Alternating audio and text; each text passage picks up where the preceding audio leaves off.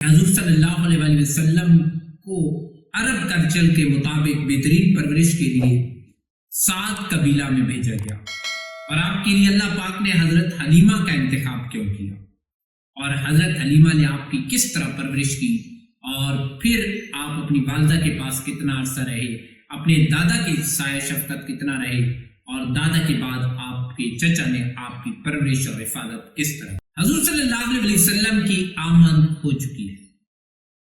حلیمہ سعدیہ اور اس کے گاؤں کی چند خواتین عرب کلچر کے مطابق شہر مکہ کا رخ کرتی ہیں کہ عمرہ کے بچے لائیں، ان کی کفالت کریں اور ان سے انعام حاصل کریں۔ حضرت حلیمہ سعدیہ بھی ان کے رخت سفر ہوئی۔